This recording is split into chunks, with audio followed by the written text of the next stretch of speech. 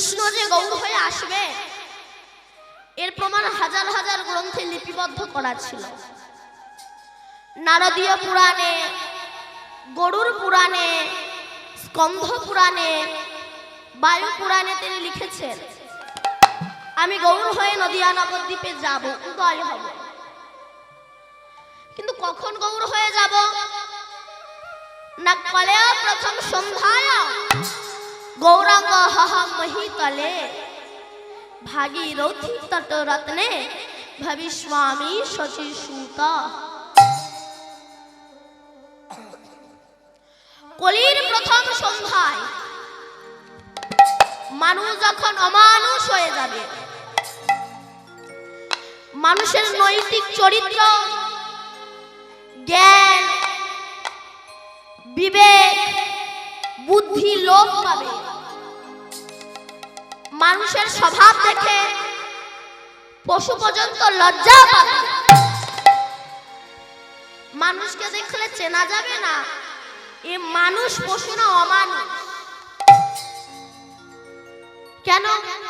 কিছুদিন পরে দেখবেন পশু দেখতে আর চিড়িয়াখানায় যাওয়া লাগবে না, আমাদের আশেপাশেই পশুরা সব ঘুরে বেড়াচ্ছে। কেন? কলির এমন দুর্দশা। কলিকালে বাবা মাকে ভাত দেবে না, বাবা মার বংশের সঙ্গে কোনো পরিচয়ই থাকবে না, শালা শালিকে ভালোবাসবে কিন্তু বাবা মাকে ভালোবাসবে না। দেখবেন কিছু কিছু ইয়ং ইয়ং ছেলেরা আছে, এরা বাম্মাকে প্রণাম করে না কিন্তু শ্বশুর শাশুড়িকে প্রণাম করে। কেন? শ্বশুর শাশুড়িকে প্রণাম না করলে বইয়ের কাছে ঝাঁটা খেতে হবে, ওই জন্য শ্বশুর শাশুড়িকে প্রণাম করে, বাবা মাকে প্রণাম করে না। মদ খেয়ে এসে বাবাকে ধরে পেটাবে, সিগারেট খেয়ে গুরুজনদের সামনে ধোঁয়া ছড়িয়ে দেবে। এমন যখন কলির দুর্দশা হবে, সেই সময় আমি গৌর হয়ে নদিয়া নবদ্বীপেও যাব, উদয় হব। তাই কলিজীবের দুর্দশা দেখে স্বয়ং ভগবান শ্রীকৃষ্ণ গৌর হয়ে নদিয়া নবদ্বীপে এসেছেন। এসে হরিনাম বিতরণ করছে। কেউ যদি একবার নয়ন জলে বুক ভাসিয়ে হা গৌর তোমার হলাম বলে কাঁদতে পারে, গৌরের কৃপা হবেই হবে। কেমন আসতে জানেন? শ্রীবাস পণ্ডিত, এনার বড় দাদা হলেন নলিনী পণ্ডিত, ওনার কন্যার নাম হচ্ছে নারায়ণী। আগেকার দিনে খুব বাল্য বয়সে বিবাহ দিত, তাই তো? বাল্য বয়সে বিবাহ দিত তো। নারায়ণীকে বাল্য বয়সে বিবাহ দিয়েছে, নারায়ণীর স্বামী মারা গিয়েছে। নারায়ণী বাপের বাড়ি চলে এসেছে। কিছুদিন পরে নারায়ণীর পিতা এবং মাতা দুজনাই মারা গেল। যখন পিতা মাতা দুজনাই মারা গেল, সেই সময় শ্রীবাস পণ্ডিত নারায়ণীকে নিজ গৃহে এনে বললেন, নারায়ণী, আজ থেকে তুমি আমার গৃহেই থাকো, তবে তোমার প্রতি আমার কিছু দায়িত্ব আছে। তোমাকে আমি কাজ দিলাম। কি কাজ? না শোনো, গৌরহরি না তাম্বুল অর্থাৎ পান খেতে খুব ভালোবাসে। তুমি প্রতিদিন একটা করে পান আসে যে আমার গৌরহরিকে খেতে দিও তো। এই কাজ আমি তোমায় দিলাম। প্রতিদিন নারায়ণী একটা করে পান সেজে গৌরহরিকে খেতে দেয়। আর মনে মনে নারায়ণী বলে, হে গৌরহরি, তোমাকে যারা ভালোবাসে তাদেরকে তুমি বড় কাঁদাও।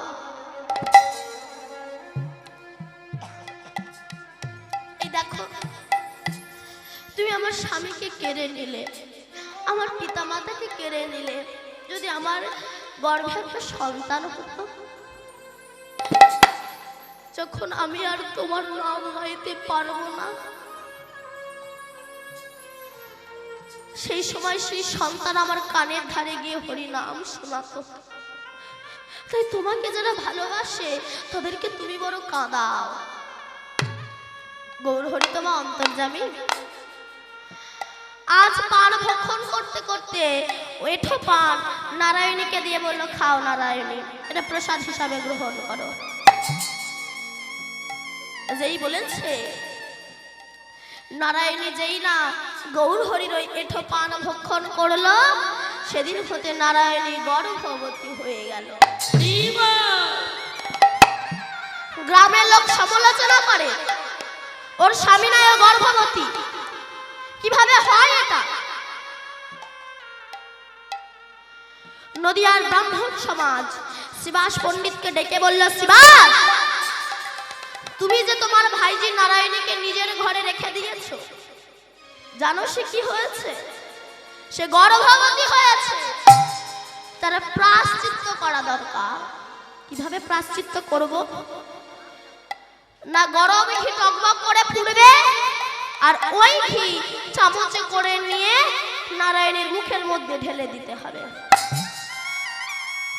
আর ওটা পুড়তে পুড়তে ভেতরে যাবে, তখনই প্রায়শ্চিত্ত হয়ে যাবে। কিন্তু রাখে হরি, মারে কে? আর মারে হরি, রাখে কে? এ কথা নারায়ণী শুনতে পেয়েছে। শিবাস বলল, নারায়ণী, লোক মুখে যে শুনছে তা কি সত্যি? নারায়ণী বলল, হ্যাঁ কাকা, তুমি ঠিকই শুনেছ। তবে নদিয়ার ব্রাহ্মণ সমাজকে দলবদ্ধভাবে তুমি আমার কাছে আসতে বলো, এসে আমার গর্ভের কাছে জিজ্ঞাসা করতে বলো, এই গর্ভের ভিতরে কে আছে? এই গর্ভ যদি অপবিত্র হয়, এর থেকে কোনো উত্তর আসবে না। এই গর্ভ যদি পবিত্র হয়, এর থেকে উত্তর আসবে। নারায়ণী জানিয়ে দিলেন, শিবাস পণ্ডিত জানিয়ে দিলেন নদিয়ার ব্রাহ্মণ সমাজকে। নদিয়ার ব্রাহ্মণ সমাজ দলবদ্ধভাবে এসে বললেন, বলো নারায়ণী, তুমি কেন গর্ভবতী? নারায়ণী বলছে, আমি তো বলতে পারবো না, আমার গর্ভের কাছে জিজ্ঞাসা করো। নদিয়ার ব্রাহ্মণ সমাজ নারায়ণীর গর্ভের কাছে জিজ্ঞাসা করলো, বলো নারায়ণীর গর্ভের ভিতরে তুমি কে আছো? গর্ভ দিয়ে তখন হুঙ্কার দিয়ে উত্তর এলো, বৃন্দাবন দাস নাম আমার নিত্যানন্দ গুরু, নিত্যানন্দ গুরু, পিতা আমার শ্রী চৈতন্য বাঞ্ছা কল্প তরু।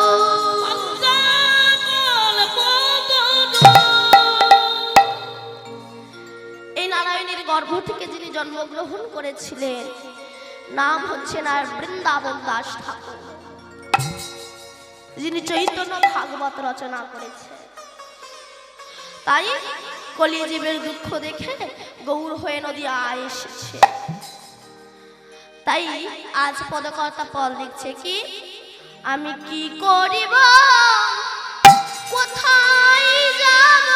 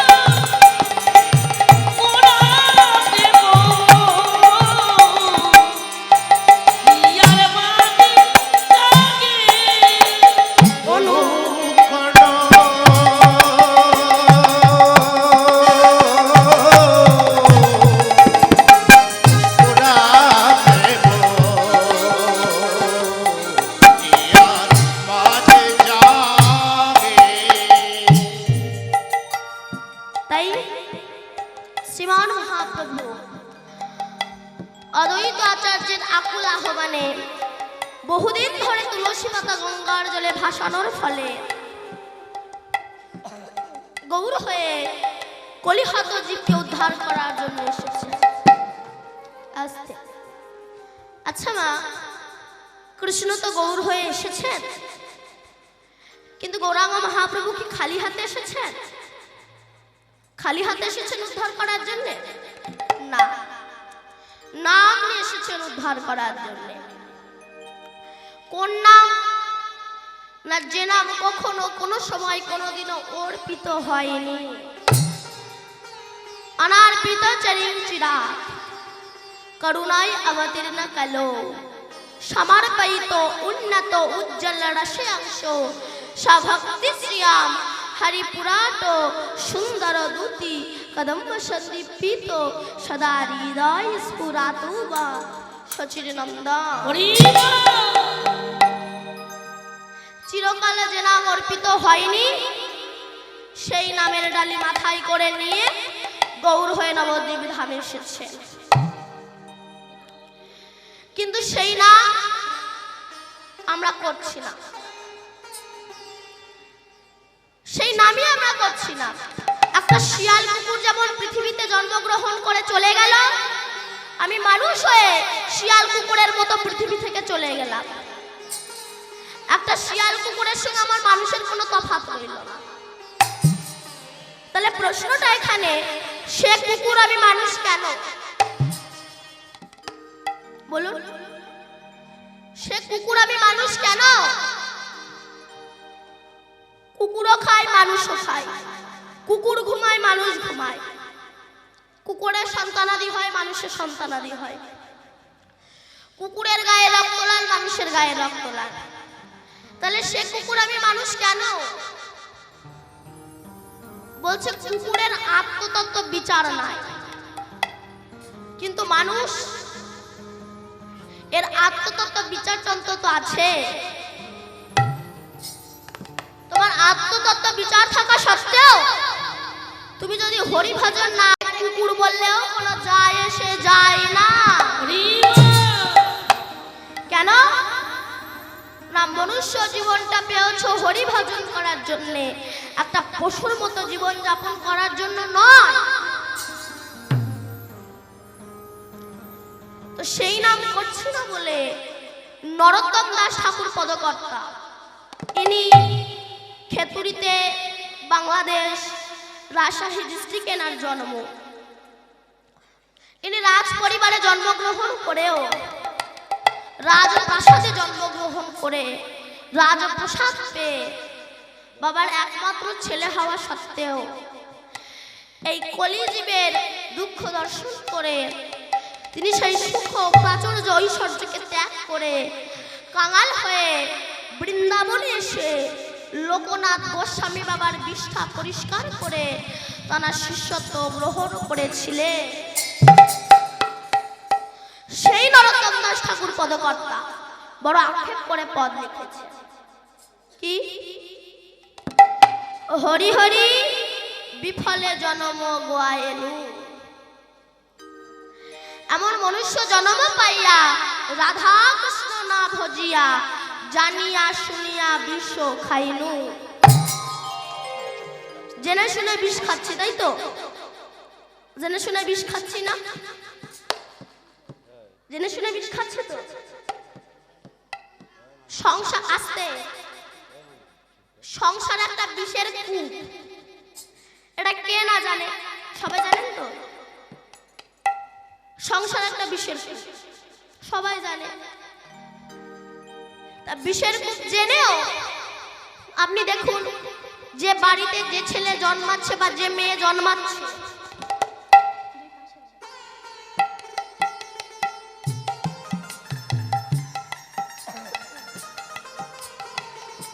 যে বাড়িতে যে ছেলে জন্মাচ্ছে বা যে মেয়ে জন্মাচ্ছে, সে কি দেখছে না বাপ মা ঝগড়া?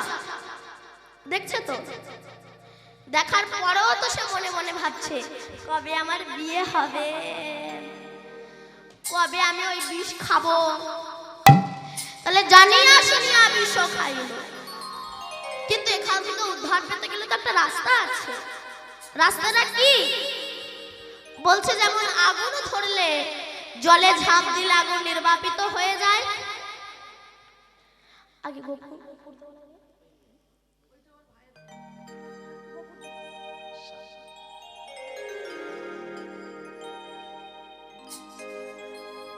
যে রাধে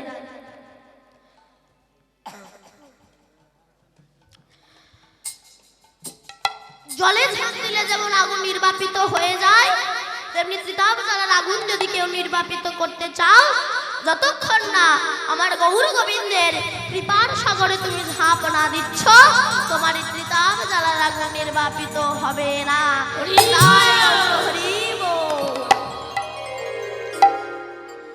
তাই এখান থেকে নির্বাপিত করার জন্য আমার গোবিন্দ গোলকে যে নাম গোপনে ছিল, সেই নামের ডালি মাথায় করে কলিজীবের দাঁড়ে দাঁড়িয়ে এসে বলছে, একবার হরি বল, একবার কৃষ্ণ বল।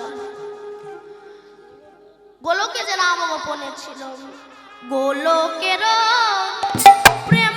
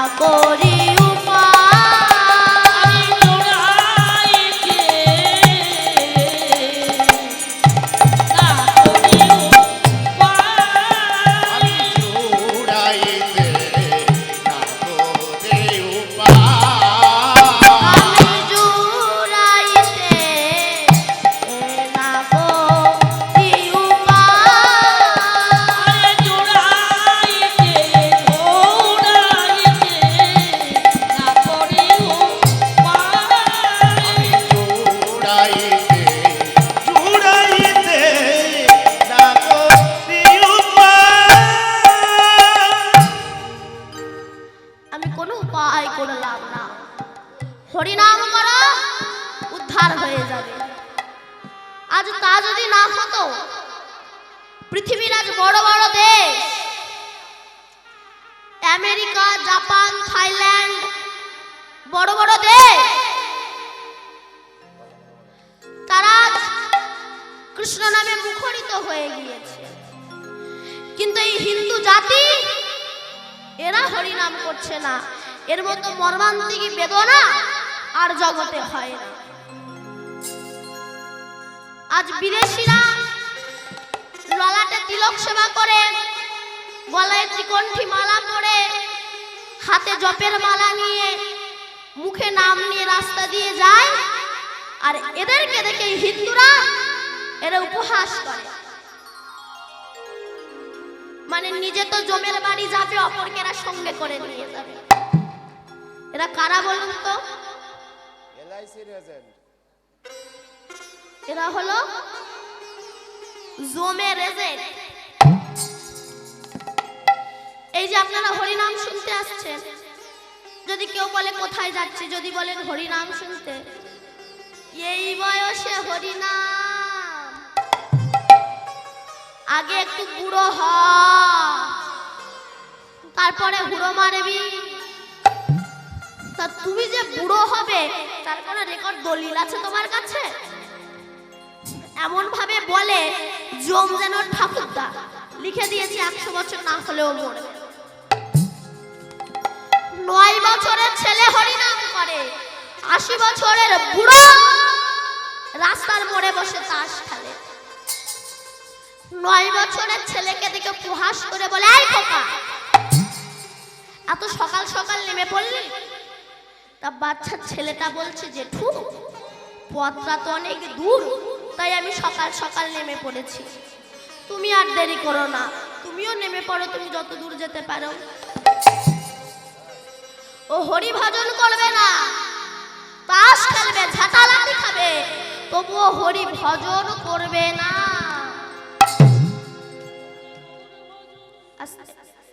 আবার দেখবে কিছু কিছু মানুষ আছে, এরা বলে সংসার, সংসার ধর্মের উপরে আর কোনো বড় ধর্ম হয় না, সংসার ধর্মই আমার ধর্ম রে। যে ধর্মে তুমি ছাগল কেটে খাচ্ছ, পাঠা কেটে খাচ্ছ, মুরগি কেটে খাচ্ছ, রক্তাক্ত হচ্ছ, একটা জীবনকে কষ্ট দিচ্ছ, সেটাকে ধর্ম বলে? সেটাকে কোনোদিনও ধর্ম বলা যায় না। তা এই যারা বলে সংসার ধর্মের উপরে বড় ধর্ম হয় না, বলুন তো সংসার মানেটা কি? সংসার মানে কি? আচ্ছা কারা কারা সংসার করেছেন একটু হাত তুলুন তো। সব ব্রহ্মচারী হয়ে গেছে, কেউ সংসার করেননি? সবাই ব্রহ্মচারী, কেউ সংসার করেনি। আপনারা সন্ন্যাস ধর্ম গ্রহণ করেছেন? ওই একজন বাবা শুধু বিয়ে করেছে, সংসার করেছে? করেননি সংসার? কেউ করেছেন? তা বলুন, সংসার তো করেছেন, বলুন সংসার মানেটা কি?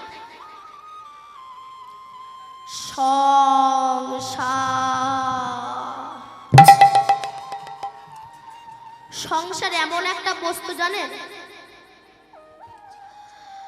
একজনের সঙ্গে আর একজনের দেখা হয়েছে, একজনা বলছে, জানিস দাদা আমার না বিশাল ব্যাপার। কেন? আমার ছেলে গেজেটেড অফিসার। ব্যাস 5 মাস পরে দেখা হয়েছে। যে বলেছিল আমার বিশাল ব্যাপার, তাকে যাকে বলেছিল বিশাল ব্যাপার সে জিজ্ঞাসা করছে, দাদা ভালো আছেন তো? বলে না, আর ভালো নেই। কেন? ছেলে বিয়ে দেওয়ার পরে বৌমার ভাত দেয় না। বলে কেন? ওই যে বলেছিলেন না বিশাল ব্যাপার, বিশাল ব্যাপার মানে বিশাল ঝাঁটা রেডি করা ছিল, রেডি হ। এটাই হলো সংসার। সংসার তো করেছেন, বলুন সংসার মানে কি? দেখুন সংসার কিন্তু কেউ করে না, তৈরি করে না। সংসার আগে ছিল, বর্তমানে আছে, ভবিষ্যতে থাকবে। কৃষ্ণ ভজিবার তরে সংসারে আইলো, কৃষ্ণ ভজন করার জন্য সংসার এসেছে। সংসার মানে কি? সংসার, সং মানে কি? সং মানে বহু রূপী। এই বহুরূপী কারা? যার যখন যেটা প্রয়োজন হয় সে তেমন রূপ ধরে। ছেলে যখন টাকার প্রয়োজন হয় ছেলে বাপের কাছে আসে, দাঁত বার করে হাসতে হাসতে আসে, বাবা ও বাবা 2000 টাকা দেবা? যদি বলেন না হবে না, জানি না তুমি আমাকে দেবে কেন, আমি তো তোমার কেউ হই না, তাহলে জন্ম দিয়েছ কেন? সঙ্গে সঙ্গে রূপ চেঞ্জ, চাওয়ার বলে দাঁত বার করে হাসে, না দিতে পারলে গেল।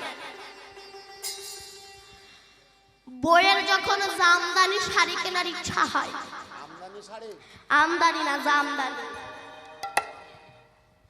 জামদানি শাড়ি কেনার ইচ্ছা হয়, জীবনে কিন্তু ওর বরের সঙ্গে একটা মিষ্টি করে কথা বলে না। যখন জামদানি শাড়ি কেনার ইচ্ছা হয় আস্তে আস্তে কাছে যায়। আপনাদের এখানে হয় হয় হয় না? এখানে ভালো, এখানে ভালো। জয় রাধে। জীবনেও স্বামীর সঙ্গে মিষ্টি করে একটা কথা বলে না। যখন জামদানি শাড়ি কেনার ইচ্ছা হয় আস্তে আস্তে কাছে যায়, ও সোনা সোনা আমাকে একটা জামদানি শাড়ি কিনে দেবে? যদি বলেন না হবে না, জানি জানি আমাকে দেবে কেন, পাশের বাড়ির বইয়ের বেলায় আছে, আমার বেলায় জানতাম তুমি আমারে দেবে না, সঙ্গে সঙ্গে আলাদা। এটাই হলো সংসার। এই সঙ্গে সার করেছি আর আমার গোবিন্দকে সার করেছি বলে এত দুঃখ কষ্ট জ্বালা যন্ত্রণা। এই সঙ্গে সার না করে যদি আমার গোবিন্দকে সার করতাম আর সংসারকে অসার করতাম, মনে হয় এত দুঃখ এত কষ্ট এত জ্বালা যন্ত্রণা আমাদেরকে পেতে হতো না। কেন? যার প্রমাণ আপনি চলে যান মঠে মন্দিরে, সেখানে তারা বিয়ে করে, তারা যে সুখে আছে, আমি আপনি সারাটা জীবন একটা সরকারি চাকরি করে বিন্দু মাত্র সুখে নেই। কেন? এসি আছে ঠান্ডা, ফ্রিজ আছে, ওয়াশিং মেশিন আছে, সব ঠান্ডা, কিন্তু হৃদয়ে কান পেতে দেখুন অশান্তি আগুন দাও দাও দাও দাও দাও করে চলছে। এ জ্বালা জলে নামলেও জ্বলে, 5 তলা বিল্ডিং বাড়ির ওপরে বসে থাকলেও জ্বলে, টাকা হলেও জ্বলে, কোটিপতি হলেও জ্বলে, না হলেও জ্বলে। কিছুদিন পরে বুকে এসি লাগাতে হয় কিনা আমার ভয় হচ্ছে। তো এখানকার এসিটা কি? এখানটা ঠান্ডা করে এসিটা কি? 16 রাম 32 অক্ষর হরে কৃষ্ণ নাম, হরে কৃষ্ণ কৃষ্ণ কৃষ্ণ হরে হরে, হরে রাম রাম রাম হরে হরে। তা যে নাম করলে আমাদের জ্বালা দূরীভূত হয়ে যায়, সেই নামকে একটু গাওয়া যাবে মা? সেই নামকে একটু গাওয়া যাবে? ঘুম পাচ্ছি। বলুন, আপনাদের কি বদন নাই, মানে মুখ নাই? একটু জোরে বলুন, গাইবেন তো? সত্যি কথা বলছে, সত্যি কথা বলুন, নইলে কিন্তু আমি এক্ষুনি সত্যি মিথ্যা প্রমাণ করে দেবো। গাইবেন তো? সিরিয়ালে দিব্যি? ঠিক আছে। যারা যারা হরিনাম গাইবেন একবার প্রেম এসে উলুধ্বনি হরিধ্বনি করুন তো।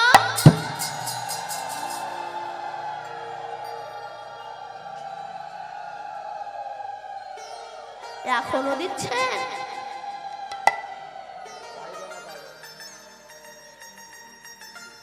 আমি বললাম কি, আপনারা করলেনটা কি? আমি বললাম যারা যারা হরিনাম গাইবেন না তারা উলুধ্বনি দেন।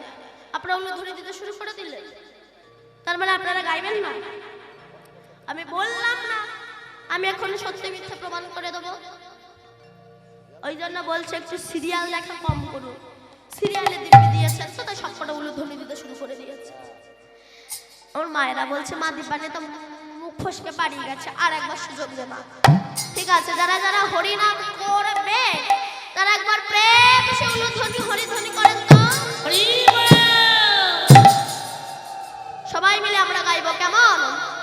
হরে কৃষ্ণ হরে কৃষ্ণ কৃষ্ণ কৃষ্ণ হরে হরে হরে রাম রাম রাম হরে হরে। হরে কৃষ্ণ হরে কৃষ্ণ কৃষ্ণ কৃষ্ণ হরে হরে হরে রাম হরে রাম রাম রাম হরে হরে।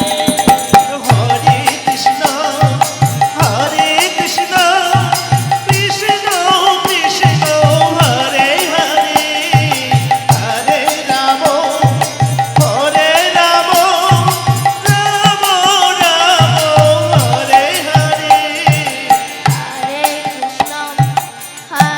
কৃষ্ণ কৃষ্ণ কৃষ্ণ হরে হরে হরে রাম রাম রাম হরে হরে। হরে কৃষ্ণ হরে কৃষ্ণ কৃষ্ণ কৃষ্ণ হরে হরে হরে রাম হরে রাম রাম রাম হরে হরে। হরে কৃষ্ণ কৃষ্ণ কৃষ্ণ কৃষ্ণ হরে হরে হরে রাম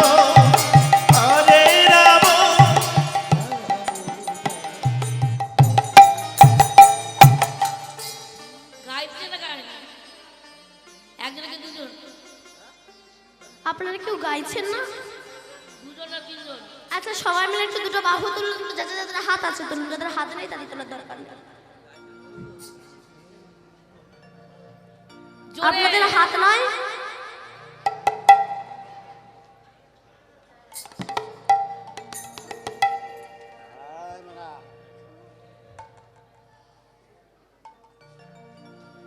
হরি নামে হাত তুলতে যত লজ্জা লাগে, কিন্তু বলুন তো কোন সময় বলা লাগে না আপনি থেকে হাত উঠে যায়? কোন সময়? দিতে হবে কোন সময়? ভোটের সময়। আমার হাত তোলায় একজনের গাড়ি বাড়ি হলো, তার টাকা পয়সা হলো, সে নেতা হলো, কিন্তু আমি যে ভিখারি সেই ভিখারি রয়ে গেলাম। হরি বল হরি বল। এই পরের মঙ্গলে হাত তুলতে লজ্জা লাগে না? নিজের মঙ্গলের সময় হাত তুলতে যত লজ্জা লাগে। সবাই মিলে দুটো বাহু তুলো। এবার আমার সঙ্গে গাইবেন কেমন? হরে কৃষ্ণ বাহ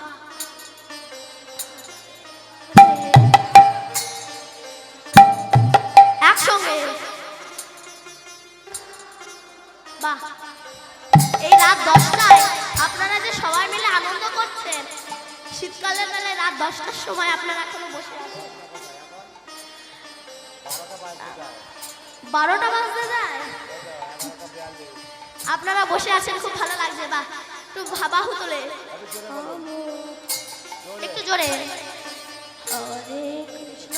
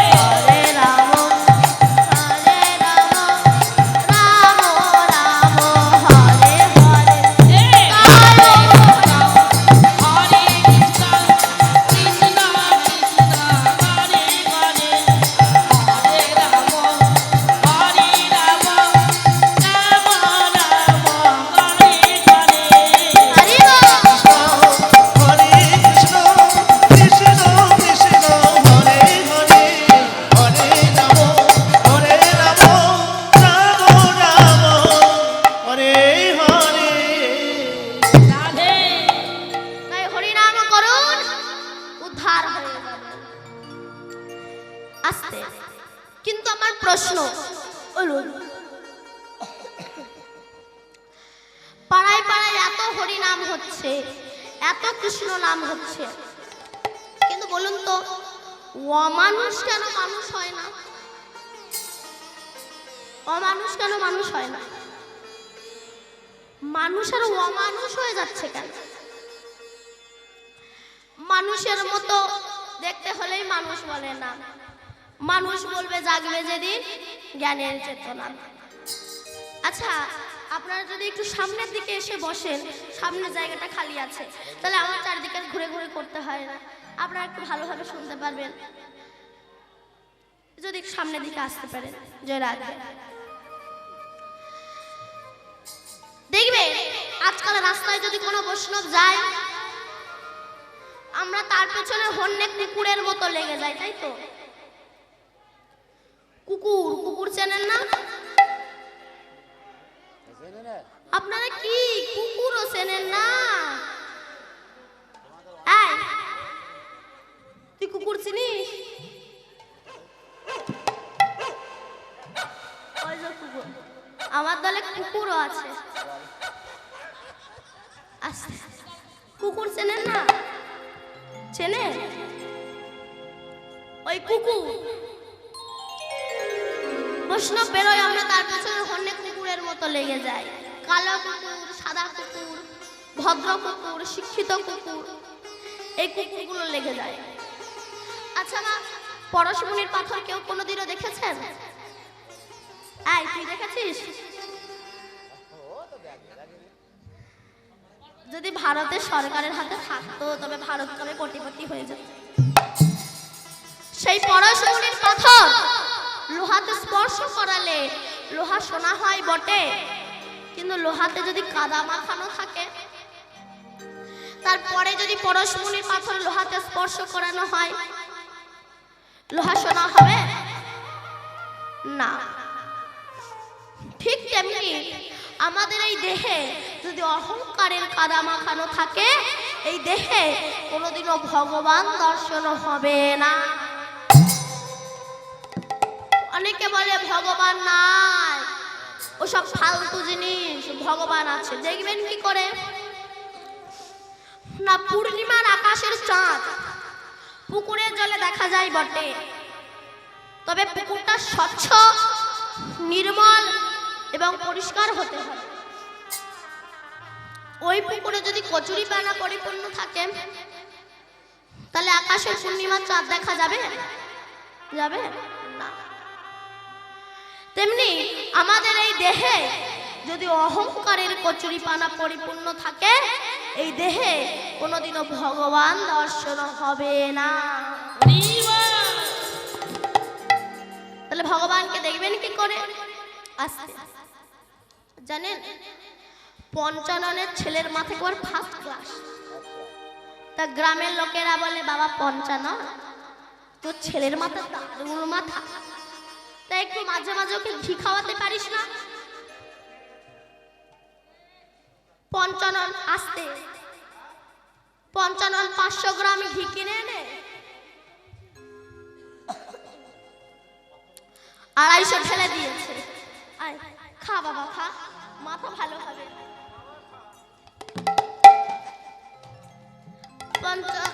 ছেলে খেয়েছে, বলে দেখতো বাবা কিছু কাজ হচ্ছে কিনা, বলে বুঝতে পারছি না, আবার 250 ঢেলে দিয়েছে। খা বাবা, মাথা ভালো হবে। এখন 500 গ্রাম ঘি খেয়েছে মানে কাজ তো হবে, সে ওপরে হোক নিচে হোক, কাজ তো হবে। এবার ছেলেকে নিয়ে পাশে শুয়েছে, ভোর 3টের সময় কাজ শুরু হয়ে গিয়েছে। যায় আর আসে, কোথায় যায় জানেন তো? যায় আর আসে। ঘি ভালো, খাওয়ার কাণ্ড জ্ঞান না থাকলে যেমন রিয়েকশন হয়, হরিনাম ভালো, ভজনের কাণ্ড জ্ঞান না থাকলে তোমার ক্ষতি হবে। আমি শুধু হরি হরি বলে নাচলাম আর সুল্লু খেয়ে বেড়ালাম, তোমার বংশ ধ্বংস হবে। হরিনাম করবে না করবে না তা বলে ভগবানের সঙ্গে পাকামি করতে যেও না। জানেন, রাজা চিত্রকেতু নামে একজন রাজা ছিল। এই রাজা 1000টা বিবাহ করেছে। কেন? কারোর সন্তান হয় না। এই 1000 বিবাহ করার পরে কারোরই যখন সন্তান হয় না, রাজা চিত্রকেতু মনে মনে ভাবছে আমার এই রাজত্ব দেখবে কে, আমি মারা যাওয়ার পরে এই রাজত্ব চালাবে কে? মনে মনে ভাবছে। এমন সময় নারদ ঋষি আর অঙ্গিরা ঋষি এসেছে। জয় হোক চিত্রকেতু রাজার জয় হোক। এ কি নারদ ঋষি? আসুন আসুন, বসুন বসুন। নারদ ঋষি বললেন আমরা বসবো না, আমরা তোমাকে দীক্ষা দিতে এসেছি। চিত্রকেতু রাজা বলল সব দীক্ষা টিক্ষা রাখো তো, আমি কোনো সন্তানের পিতা হতে পারছি না, আর তোমরা আমাকে দীক্ষা দিতে এসেছো? ওসব দীক্ষা টিক্ষা আমি নিতে পারবো না। নারদ ঋষি মনে মনে ভাবলো জমি যদি না ভালো হয় বীজটাই নষ্ট হবে, ফসল হবে না। তো ওকে একটা সন্তান দিয়ে ওর মনোবাসনা পূর্ণ করে তবে ওকে দীক্ষা দেব। তুমি সন্তান চাও? বলল হ্যাঁ। বলল তুমি সন্তান পাবে ঠিকই, তবে সুখ দুঃখ প্রদায়। সন্তান মানে সুখ পাবে, আবার কষা মাংস ছিঁড়ে ছিঁড়ে খাচ্ছেন, আর শাড়িটা স্বামীকে দিয়ে বলছেন একটু ধুইয়ে দাও না গো। তোমার গর্ভে কেমন ছেলে জন্ম হবে? প্লেন যেমন এয়ারপোর্ট ছাড়া নামে না, তেমনি বহু পরমাত্মা বাতাসে ঘুরে বেড়াচ্ছে। এরা ভালো জায়গা পায় না বলে, ভালো গর্ভ পাচ্ছে না বলে, ভালো মা পাচ্ছে না বলে এদের জন্মই হচ্ছে না। ভালো মা পেতে গেলে আগে ভালো সন্তান, ভালো সন্তান পেতে গেলে আগে ভালো মা হওয়া দরকার। তো 1000টা বিবাহ করার পরে ছোট রানীর গর্ভে একটা সন্তান হয়েছে। এখন একটু একটু যত্ন বেশি হবে, মানে তোমাদের দেবে চাউমিন, একে দেবে এগরোল। চিত্রকেতু রাজা ছোট রানী ছাড়া কিচ্ছু জানে না। ও গো তুমি কোথায় গেলে গো? তুমি আমার বংশ উদ্ধার করলে, তুমি আমার ছেলে দিলে, কত কথা। আর বউরা ভাবে একটার জন্য আমাদের যত্ন খাতির নষ্ট হয়ে যাবে। ওই বাচ্চাটাকে যেমন তেমন ভাবে মেরে ফেলতে হবে, দুধের ভিতর কালকুট বিষ মাখিয়ে দিল। বাচ্চাটা যখন খেলো মারা গেল। বলুন তো এত কষ্টের সন্তান যদি মারা যায়, সে বাবা কি আর বাবা থাকে? পাগল হয়ে গিয়েছে, ছেলেকে বুকের ভিতরে ধরে হাউ হাউ করে কাঁদছে। এমন সময় নারদ ঋষি আর অঙ্গিরা ঋষি চিত্রকেতু রাজার কাছে আসছে, আর বলতে বলতে আসছে তোমরা গৌর ভজ, তোমরা গৌর ভজ, গৌর ভজ গৌর গুণধাম, নাম ভজ নাম ভজ নিত্যানন্দের নাম। গৌর ভজ তোমরা গৌর ভজ, তোমরা গৌর ভজ, গৌর ভজ গৌর গুণধাম, নাম ভজ নাম ভজ নিত্যানন্দ নাম। তোমরা গৌর ভজ, তোমরা গৌর ভজ, গৌর ভজ গৌর গুণধাম, নাম ভজ নাম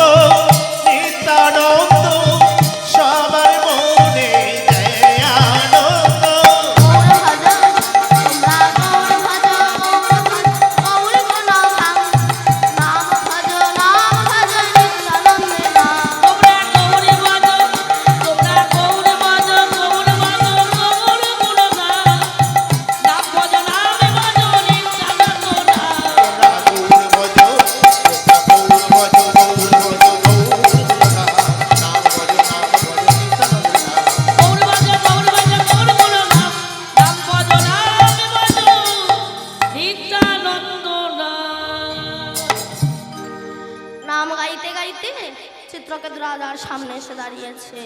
জয় হোক চিত্রকেতু রাজার জয় হোক। বলে জয় আর দিতে হবে না, আমার সর্বনাশ হয়েছে। কি আমার সন্তান আর নাই? সন্তান নাই? ওই তো তোমার সন্তান। চিত্রকেতু রাজা বলছে, আরে বাবা নারদ ঋষি, তুমি কি পাগল? কেন? ও ছেলে, কিন্তু তোমার আর আমাকে বাবা বলে ডাকছে না, চলছে না, ফিরছে না। ও আচ্ছা, ওকে যে চলাতো বলাতো, তুমি কি তাকে কোনোদিনও দেখেছো? বলে না তো। তুমি পাগল, তা তুমি সন্তান চাও? বলল হ্যাঁ। মন্ত্রপুতে জল ছিটিয়ে দিলেন, সন্তানটা উঠে বসলো। কে কে ডাকে আমায়? বলে তোমার বাবা ডাকছে। বলে কোন বাবা ডাকছে? বাবা আমার কটা হয়? বলছে ৮০ লক্ষ জনিত ভ্রমণের পর ৪ লক্ষ মানব জন্ম পেয়েছি। যতবার পৃথিবীতে জন্মগ্রহণ করেছি একটা করে বাবা মা পেয়েছি। কোন নাম্বার বাবা?